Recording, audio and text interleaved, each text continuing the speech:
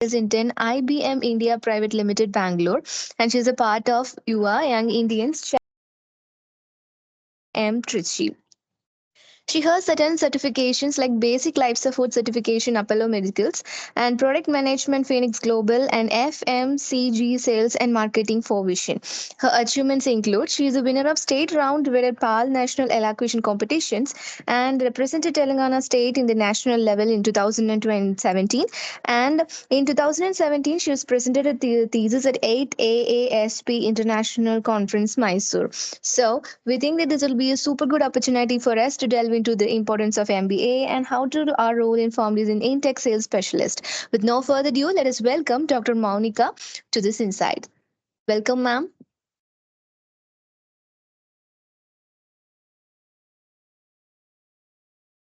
So, a very good evening, everyone. Can you all hear me? Can someone confirm? Yes, ma'am, you're audible. Okay, just let me know if my voice goes feeble at any point of time. So, first of all, I would like to thank you for such a, humongous and a very nice introduction. It was really nice hearing to my introduction. Uh, so, can I share my screen? Am I given the access?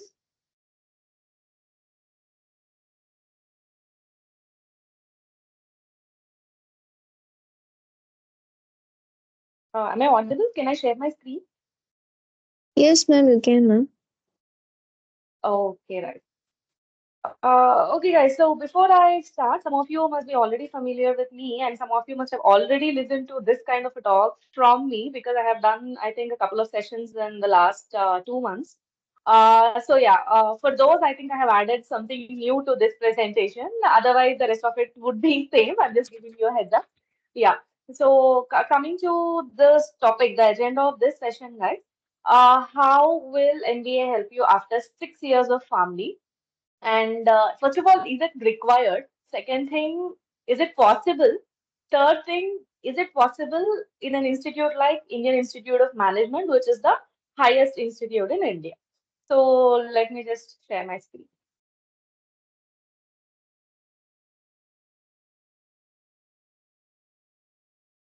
I hope it's visible to everyone. Yes, ma'am. Yes, ma'am. Yes. Okay. Right. So a lot of you must be thinking, is it worth it? Is MBA my cup of tea, or can I compete with others? Because MBA is usually done by people like commerce students and then B.Tech students, people from IITs, especially they take it as their career option. So fine, assuming that we have done MBA, first, what kind of opportunities will I get? So these are all different kinds of questions that might be pondering upon your mind the moment I said MBA, right? So before that, let me just give a quick overview of myself. Yeah, the introduction has already been given. So yeah, I've done my Doctor of Pharmacy and then I worked for a period of 16 months in Apollo hospitals and then another 11 months in the same Apollo hospitals in another department, which I didn't mention. Anyways, yeah, so guys, the way you can do MBA in our country, two ways. One is through your local examinations, but I would not suggest your local state examinations because that would not take you anywhere mostly. You'll still land up in the same nagging careers. So you should do something out of the box. So that out of the box is doing an MBA from Tier 1 institutes of India, which can only be cracked with the help of examinations like CAT and NMAT. So as per the Indians, a lot of Indian statistics, what we see is there are two toughest exams in India. One is UPSC, two is CAT. So people you see a lot of trolls happening on social media that once you crack CAT, you can do anything. But okay, let me not scare you saying that it is the toughest examination. You will not be able to do so and all because there is a life living example talking to you, which is me. So you will be able to crack that examination. Of course, it is not very easy. You need right guidance and you need some out of the box thinking. First of all, you need determination, and you should think that you are the right fit to crack that examination. Right. So coming to myself, I have given my CAT in 2021. Not just CAT. There are some equivalent examinations like in math and then TISNET, these kind of examinations. So I made it through CAT, fortunately. So made it to the selection process of top B schools in India, like Indian Institute of Management. There are about 20 IIMs in India, and each IIM would probably take about 100 to 120 students. So just to give you some the scale of this examination, every year about 2 to 3 lakh people apply for CAT, and the number of people who make through it through the top IIMs, I would say it is only 1200 to 1300. So that is the scale we are talking about, guys. So it's really commendable if you're able to get into these top tier institutes like Indian Institute of Management, or it can be IMT, it can be TAPMI, IIT. And just for your information, IIT Madras, IIT Delhi, IIT Roorkee, IIT Mumbai, which are supposed to be the topmost institutes of India, they do offer NDA, and they are very, very, very commendable programs. You should definitely look forward to be in such kind of institutes. And again, you can crack those only with the help of CAT examinations. So fortunately, I have secured admission into all these institutes which you see on the screen. But I chose IIM Tiruchirappalli because I had my own criteria. And then after that, I have done my summer internship IBM, which you all know, right? International Business Machine, IBM India Private Limited, which is a global MNC.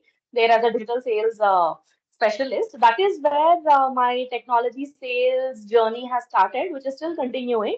Currently, I'm working with Insure Technologies. I'm just 1 month old in this company. I've joined last month. So let us talk about more about this. So, what do you understand by technology sales in the pharmacy? So, before that, you need to understand the value chain. So, guys, I don't want to go into the details, the nook and corner of whatever is mentioned on the slides. I am not here actually to teach you what is technology sales in half an hour, but I can just give you a broad insight of how it's going to work, and I'm going to give you a direction if at all you want to make your career in that area. So if you look at the industry value chain here, it starts with R&D, all of us know. So in R&D, there are multiple, processes. To keep it very, very broad, I would say it's about, you understand the disease state, what is the target of it. Then you select you, matlab it's not you. So usually it will be a team of clinical professionals. It can be pharmacologists. It can be like clinical pharmacists like us. It can be the people who have done MD pharmacology. A lot of people, right? Microbiologists and all. So they decide upon the clinical dose, and then they go about with clinical testing, and then they monitor this. Right? And then comes the clinical trials. So I was just into the previous session as well. So the previous delegate has been talking about clinical trials and clinical research. So a lot of things go into clinical trials, right from recruiting the patients, managing a lot of data. So the problem here I would like to highlight is clinical trials. In the clinical trials, there is humongous volumes of data. It's not the data that we're talking about, the Excel sheets where you just deal with probably 10 rows, 10 columns, 10 into 10 matrix. That's it. No, clinical trials have thousands, lakhs and lakhs of rows and columns of data, which is humanly impossible to deal with. You need to have analysis, you need to have insights, you need to understand what the data means. So, for example, if there are thousand, no, usually the large scale clinical trials happen with lakhs of sample size. So imagine if there is a 1.5 or 2 lakhs of sample size, and you have data coming from those 1.5, 2 lakh samples from multiple parameters, blood samples, urine samples, their PK parameters, PD parameters, multiple parameters. So how do you analyze? So that is one problem you have to seriously look into in the clinical trials. And then coming to the regulatory issue. So in a country like India, I mean, there is a global context as well to this. Globally also, pharmaceutical companies are struggling with this regulatory work. One, because pharmaceutical industry, the industry as such has been conservative throughout the world. We still are sticking to the papers. There is lack of digitalization in the regulatory work. So the problem with lack of digitalization is human errors. And of course, tedious process, time consuming process. That is one thing. Second thing is the requirement for the approvals. Pharmacy is one such industry where still hierarchy is existing. If you take industries like IT services, for example, or if you take FMCG, for FMCG, matlab your fast moving goods like your supermarket goods, your fashion and clothing apparel. If you see industries like these, they have gone flat. So by flat, I mean there is nobody called as director, there's nobody called as manager. The organizations usually are flat. Anybody can approach anyone, anybody can get the work done. But pharmacy as an industry still works. I mean, more than 99% of the pharmaceutical industries all across the globe work with hierarchy. The problem with hierarchy is regulatory issues take a lot of time. If a one person wants to get a signature on one paper, if that papers have to be passed down the line from, say, the person who is on the floor up to the management, that might take an year or more than that. So we don't have that much time, especially we have seen in the situations like COVID, where time was the constraint. Time was the important factor. We needed things to be done very quickly. So regulatory issue is one of the, again, the compelling problems in the pharmaceutical industry. Coming to again manufacturing, again, I think families, as families, we have studied a little bit about manufacturing, the batches, how the assembly lines go, and then a little bit of QA and QC, quality assurance, quality control. We don't want to go deep into that part. And next, coming to the after manufacturing, the batch is gone to a supply, the warehouses where from where it goes into the retails and all, and there the marketing and sales departments come in. That is again important because here you need customer engagement. Here you need to directly deal with the patients. Here, but if but just please don't mind if I use the word customer because I'm into sales. So I patients are customers here when I say customers, right?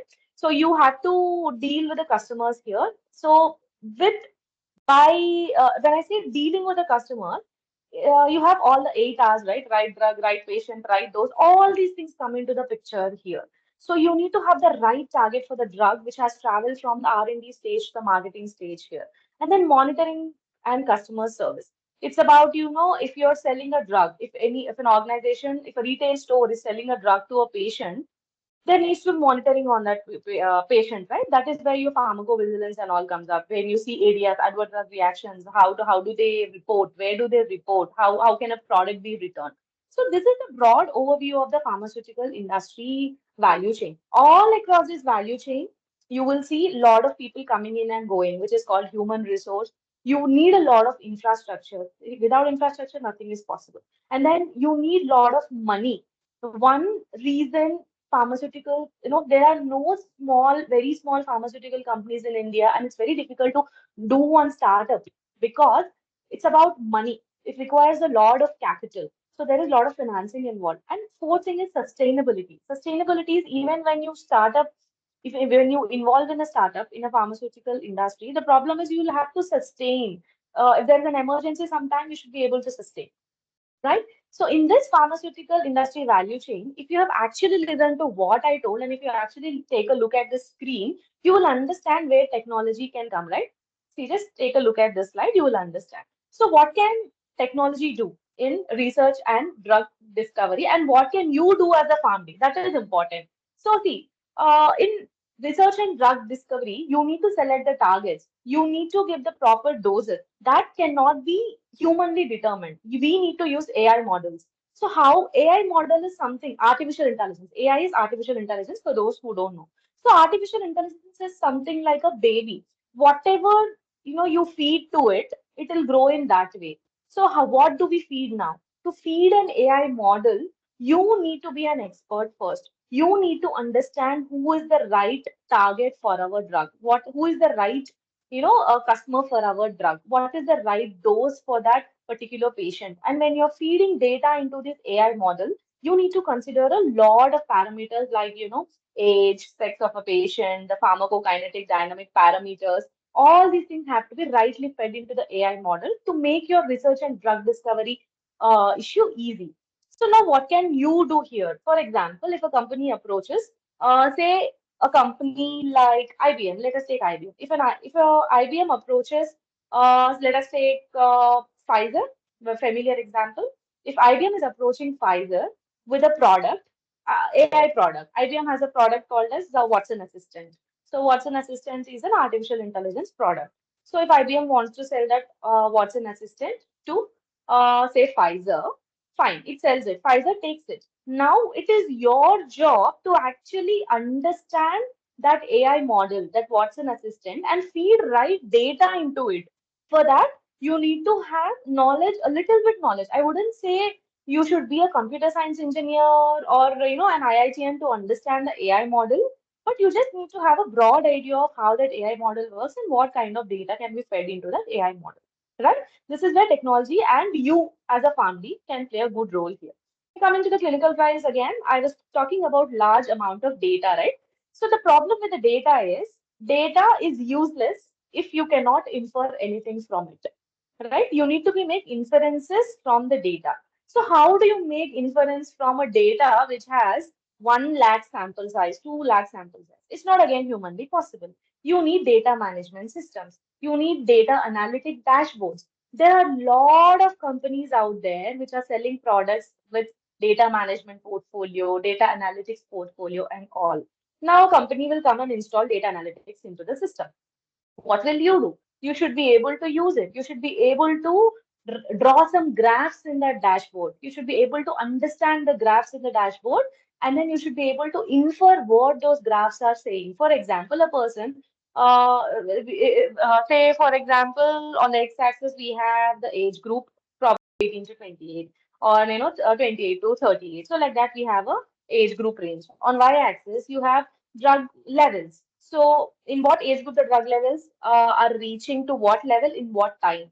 So, you'll be able to understand that graph. The graph will be given by analytics systems and data management systems. You should be able to understand those graphs, and you should be able to give the proper input to data analytic dashboard that see I want so and so graph, I want so and so x-axis and y-axis information. You should be able to give that information to it. So one thing guys, it's very important that technology is useless without human intervention. You should understand this fact. Technology will not do everything. It is you who have to extract the right data, right information from that technology. So that is where you are there to bridge the gap between a pharmaceutical industry and technology. So just I know it's very it might sound like Greek and Latin to you at this point of time, but if you want, you guys can take the screenshot of the slides and dig more details deeper into these details because it's not possible for me to explain in detail in this session. Right? And then you see a lot of other steps in the value chain also. In the regulatory compliance, like I was talking about, you can automate the process. You don't have to do it on the papers. Say, for example, a manager signs it. Next, it goes to the senior manager. Next, it goes to the C-suite, like probably CEO or someone in the system. So it is the entire process is automated with the help of the technology. So not just that, you can do the compliance monitoring also. Say, for example, in a particular drug, you don't want certain component to exceed this amount, this much amount of milligrams. How do I say? In a particular tablet, you don't want paracetamol to be more than 375 mg. So how do you monitor? How do you monitor it? QA and QC, right? Those quality checks. So that process can also be automated using the technology. And then you see, in the warehouse and supply chain, they usually inventory management. All of us have studied about inventory, right, in our family. So this inventory management can also be done using software. Trust me, guys, there are hundreds of products in the market which can do this, which can automate this process. Only that we should be open, our ears should be open to listen to what technological market is talking about this inventory management and learn more about it. It's no more like, taking a pen, paper, a pad, and then going to a warehouse and tick marking it. No, this is not how it's working. Everything is automated right now. You have hundreds of products. Coming to the marketing and sales, most important thing, guys, CRM system, customer relationship management systems. This is where we can directly play a role. Say, for example, we need interaction, right? Without interaction between a healthcare professional and a patient, there's no treatment. Treatment is a two-way process, right, guys? So with the help of CRM systems, we can develop interfaces. Say, like we see a lot of things like what do you call Tata and this 1mg website, Practo website, where you can see the products appearing on the screen, the uh, ingredients appearing on the screen. You see the adverse effects also. You see a chat box also. This is something like a CRM system I'm talking about. So you can be behind it to design how to design this particular CRM system. What components you need, you think are important in that CRM system, and what is not just important for the patient. You should also think what is important for the business as well. End of the day, you're working for some organization and you need outcomes on both the sides, right? You need to develop their business, you need to look for patient outcomes as well. So here, why I'm talking about this is as an MBA, an MBA will teach you how to think on both the sides. So as a PharmD, you will think for the patient outcomes. As an MBA, you will think on the business. MBA is Master of Business Administration, right? So you will understand how to take care on both the sides, and you are in between. It's like it, right? So let us just move on because we're running out of time. So you can dig a little deeper into this. So, right, guys. So, there are some myths that only IITians can make into IIMs. People who are familiar with IIMs, like, maybe you must be having friends who are into IITs or sisters and siblings into IITs. Lot of people will think that, only IITs will make into IIMs. But in fact, few years ago, that was the case. Only IITs were taken into IIMs. So, IIM was a dream for a lot of people like us. So, I used to wonder in my 10th grade how can I get into an IIM because I hate maths, right? So the second point there is cracking entrance exam. This CAT maths heavy. You need to know maths to crack these CAT and in math and all of these examination. And even if you crack, you go into the MBA college and you see economics, accounts, finance, and all. No, guys, I'll tell you something. Nowadays, IIMs has to have students from all the backgrounds. So students like me is going into an IIM. So how do you think I passed out? I am not boasting about myself, but I am one of the gold medalists in my campus. So how did that happen with economics, accounts, finance, and all? It is because all the subjects they teach from scratch. So they start from the level of ABC.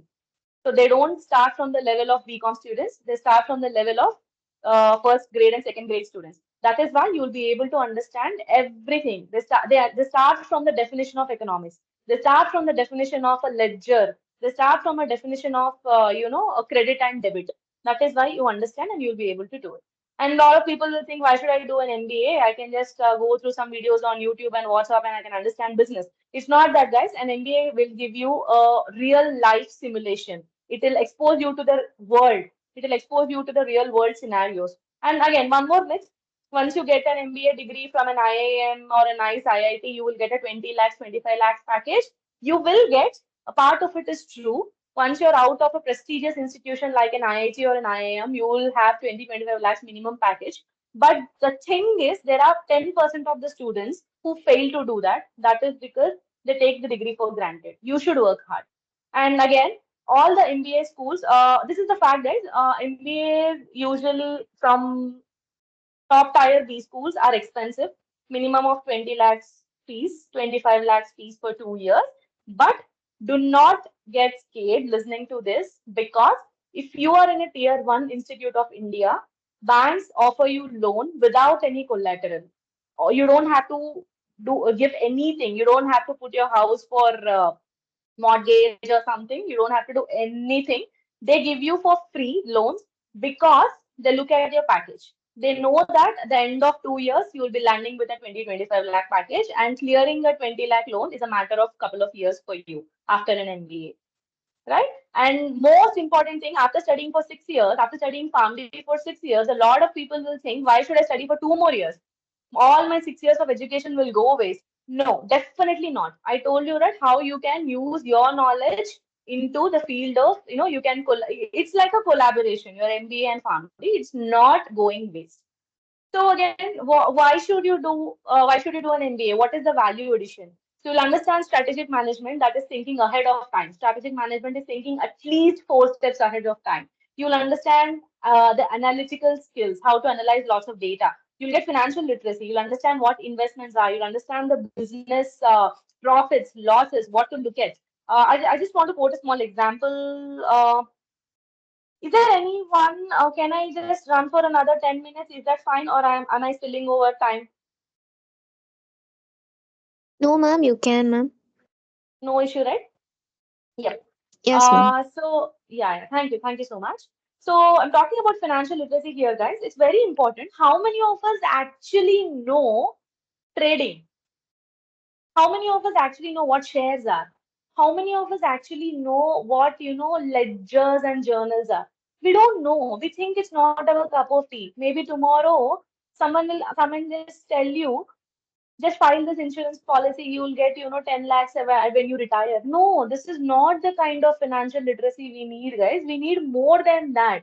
Why? Because let me tell you, Johnson and Johnson, one of the global pharmaceutical, organizations, it had a very typical problem in 1980s, if you know, Tylenol poisoning. Tylenol is nothing but the paracetamol that we use. They call it Tylenol, right? So this Tylenol, when Tylenol poisoning happened, no, there was a contaminated batch of Tylenol, and a lot of kids and a lot of people were dying at that point of time. The biggest question was, does Johnson and Johnson admit that Tylenol poisoning happened, and do they have to withdraw the batch from the market, or do they have to say that it's not from their side, it's not their fault? So there is a dilemma there. What should they do? It's very important. Why I'm quoting this example is a lot of people see, if you think from humanity aspect, we definitely say that poisoning has happened, people are dying. It has to withdraw the batch of that, Tylenol bottles. We will say that it has to be withdrawn from the market. We will say that Johnson and Johnson has to come onto the media and say apology to the public. We will say all these things from humanity point of view. But just think about a business perspective. If you are the owner of Johnson and Johnson, what is the kind of impact that you're going to get? What is the kind of impact your balance sheets, your finances are going to have? You will be in the billions of losses. How will you manage that? You need that kind of financial literacy, guys, right? So MBA will teach you that kind of financial literacy. And most importantly, it's about 360-degree perspective and managerial skills. So like I said, when you are standing on one side, the other side, you'll have the business, and one more side, you will have the patient outcomes. How do you think about both? Do you just want to think about patient outcomes? No, definitely not. Somebody is giving you money, they're paying you, they're giving you your paychecks. You should also think about their business. So, not that you should be ruthless. No, you are a healthcare professional, you should think about the patient as well. So, it gives you a 360-degree perspective, right? And most important thing, it's all about managerial skills. These days, everything is automated. There is technology everywhere, like I'm talking about. What you need people skills. You need to have soft skills, how to talk to people, how to win their hearts, how to, win the deals. This is what you're supposed to do. And again, the last but not the least, networking, guys.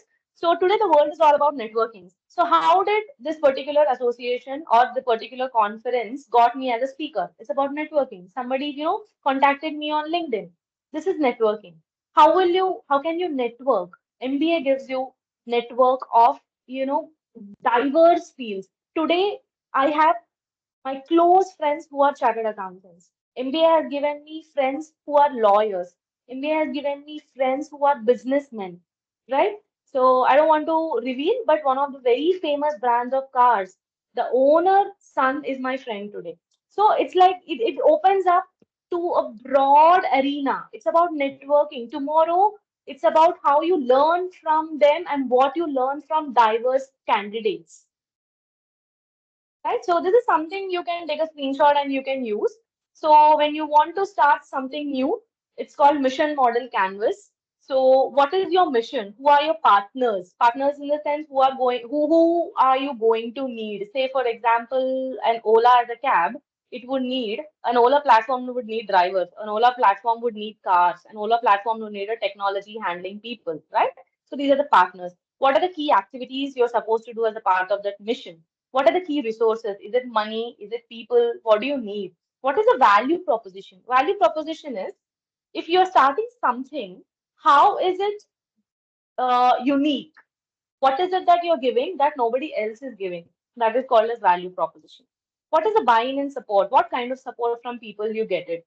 What is the what is the channel of running that whatever idea you have? And then who are the beneficiaries? So if you do that particular task, if you accomplish that particular mission, who is going to get benefited?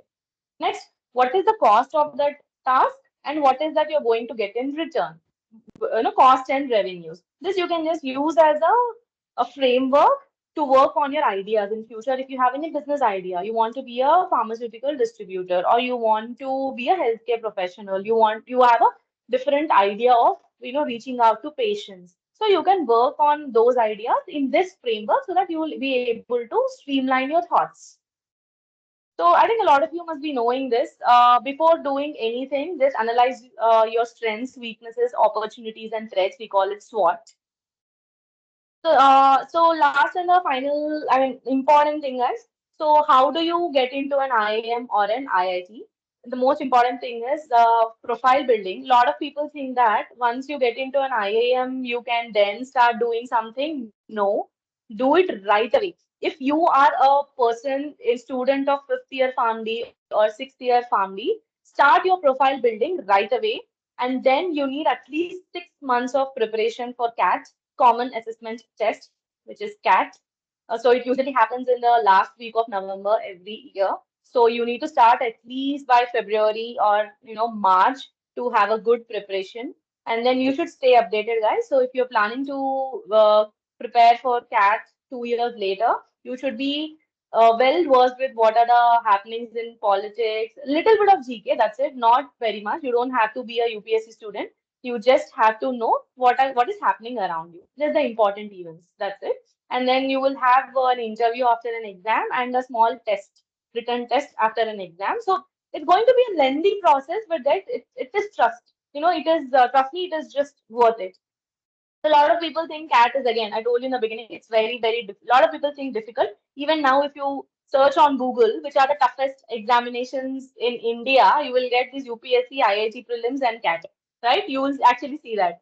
So, but it is not that, right? It is the way you look. It's depend upon the way you look at it. It has three sections: quantitative aptitude, data, and then verbal ability, which is nothing but English. Data is nothing but your logical reasoning. So, what we science students feel most difficult about is maths. So I will say something here. The maths is all about your 10th standard maths, right? So I hope, I believe all of us have passed 10th grade and then moved to your plus one, plus two, and then family. So just go back and just brush up your 10th standard. Not even 10th, I would say. It's 8, 9, 10. Very basic maths you need. A little bit of speed you need. So you need to have thorough understanding of the basic. It's not about the quantity. It's just about the quality of the preparation that you're having. And coming to the interviews, guys, the toughest part of the CAT preparation is the interviews. So for you to even you score 99 percentile, 95 percentile in the CAT examinations, it is about the interview. Everything can go upside down in an interview because this kind of interviews are very, very rare in India. If you just open YouTube, you will have the uh, sample interviews for IIMs and UPSC. Those kind of interviews you will have to look at. They'll properly interview for 40 minutes, 30 to 40, 40, 45 minutes. And then mostly ask about, something like, what is not there on your resumes and CVs. So then you should be talking about what are your beliefs and values, how they helped in shaping yourself, any startup idea that you always had. So now you understand it, why I was talking about mission model canvas. It's because that's where if you have a startup idea, you can put that into that framework and you can talk about it in the interviews. What are your short-term and long-term goals? What are your, if you are a person with a previous work experience, what are your learnings from your previous experience, any particular projects and any particular achievements in that particular project? So the key here is you should be able to talk flawlessly. That is one thing. You should be honest and talk only about the value that you created in your previous organization, in your previous achievements. Most important thing, guys, lot of us will not take our undergraduation subjects seriously. We will just read or study for the sake of getting through the examination, just passing in the examination. That's not how it works. Let me tell you guys, the fact is, in my IM interview, I was asked questions from toxicology textbook and pharmacokinetics. So this is how. Then you may ask me, how do an MBA interviewer know about toxicology and pharmacokinetics? So I'll tell you how. She opened the interviewer. She was from IIM Sambalpur. She has opened Google. She opened toxicology textbook online, which is available. She picked up a random paragraph from the textbook and she asked me question from it. Right? So that's the level of preparation you need to have from your undergraduation. Now you know that your undergraduation is also important for MBA. And last thing is, you should always have your dream company. It is like your final goal. What do you want to achieve after MBA? This question is very, very important. If you can write an answer for that question, and that will be a sure question in the interviews. Why do you want to do an MBA after Farm Day? What is your dream company? Where are you looking at? What do you want to achieve? This you should answer for yourself. I have my answer. You should have your answer for it. So remember, guys, it's not just an assess. These interviews, the CAT examination is not just an assessment of knowledge. Knowledge anybody has. Like, 1 lakh student, 10 lakh students in our country, 10 crore students in our country, they have knowledge. So it is a test of our character. So just think about this. When I'm on a flight, when somebody asks me, where are you from? I say I am from IIM Trichy. And that man said, the man beside me, I'm talking about a real life scenario here when I'm on flight. So the man beside me said, oh, very smart. So it is like you are among the top 1% students of the country. So how does that feel? So you will be the top 1% students of the country if you are in an IIM or an IIT. And that is a test of your character, right? So all these interviews and exams are a test of your character. Be true to yourself. And coming to the profile building, you can again take a screenshot of it. So before entering and after entering into an MBA school, B school, you need to do some certifications. Those certifications are available for free in Udemy, but again, Coursera is a little expensive, but it is a valid certification. There are organizations like Phoenix Global, Four Vision, where I have done some certifications from. You need these kind of certifications irrespective of what your background is. You can be a BCom student, you can be a family student, you can be a doctor. When I say doctors, there were a lot of doctors in my IIM Trichy as well, right? So even people from medicine, they come and do MBAs and they do these kind of certifications because they are the neutral certifications. Irrespective of your backgrounds, you will need this project management, product management, digital marketing, sales and marketing techniques, Lean Six Sigma. So all these things, these are the useful certifications wherever you are. So you will need to go through some certifications. That is how you build your project. You need to go to some live projects, and then again you have to drumbeat every tiny thing in your life. You must have won a competition in your 10th grade, so that can be a small achievement to you, but it should look like a big achievement on your resume. So start building your profile right now. If you're winning something in your college right now in your graduation, please make a note of it. Please keep your certificates ready, because in your MBA B school these certificates matter a lot. And again, extracurriculars, uh, those students who are just bookworms, who just do reading, studying, topping the class, those are not the right candidates for MBA, guys. You need to have extracurricular activities. You still have time, 1 or 2 years, to attempt CAT. Work on the extracurricular activities. Get into a badminton class, get into anything sports, because it's important. Work-life balance is important in the corporate. So coming to the opportunities, I think which you guys are waiting for. So MBA plus pharmacy can open a lot of opportunities to you. This is where areas you can do, areas where you can do wonders. Strategy and consulting. Again, strategy, I told you, thinking 4 steps at least ahead. So businesses will need people like you who come from strong pharmaceutical backgrounds and MBA to act as a consultants for them. You'll be an advisor for them, how to go about. Then sales and marketing, product management, and in their operations. Right. So these are some companies which I have seen coming to the campuses in all the IIMs. I just pulled from all the IIMs and IITs some of the notable companies which come and where you can secure a good placement in the roles like consultant, sales specialist, brand management, product management, project management, marketing management, and many more, guys. I can't just give you the list. So yeah. So what worked for me? A lot of people ask me how I have reached this stage, how I could crack that, how I have done an MBA from an IIM, which is very, very difficult and all. So there's no single success formula. I was very clear that I wanted to do. I took some risk at certain time because I had to resign my job at Apollo, where I was happy with the job, but I still took that risk of resigning and giving the catch. So I didn't think of a second way. I didn't have another way. I had to do it. I was very clear about it. I was open to learning. I learned from my own failures. By the way, it was my first attempt CAT. It was not even my second or third attempt. My first attempt of CAT, I gave a lot of mocks. I failed a lot of times. I learned from my own failures, but I took guidance from successful people. No, take this point very seriously, because a lot of people told me that CAT is very difficult. You won't be able to do it. MBA in IIM is very difficult. You won't be able to compete with students like IITians who are the brightest students. But all the people who told me haven't done anything. So please to take guidance from those who have done something, and that is what will may work for you. So identify what works for you. So all the very best. And please reach out to me just in case you have anything going forward. I'll be happy to help you on LinkedIn or my personal email ID also. I'll drop it. So let me know if you have any doubts regarding CAT preparation or the opportunities after MBA or how to get into IITs or IIMs for an MBA or anything else. So open to questions, anything if you want to ask.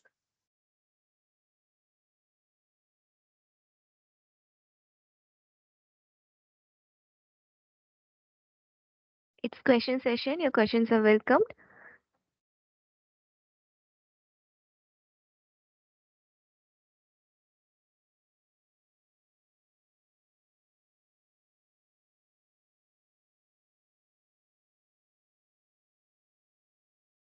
I think everyone are super clear from your presentation. Thank you so much, ma'am. Thank you so much for the wonderful, lively presentation.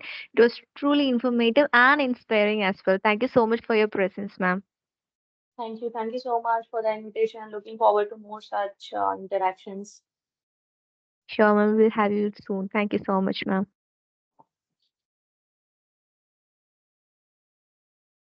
And next, we are moving on to our final speaker of the day, Dr. Achukata Kumar. He is a research consultant at Apollo Hospital, Indore, Madhya Pradesh, and ex-scientific consultant at ICMR, Port Blair, Andaman Islands. The topic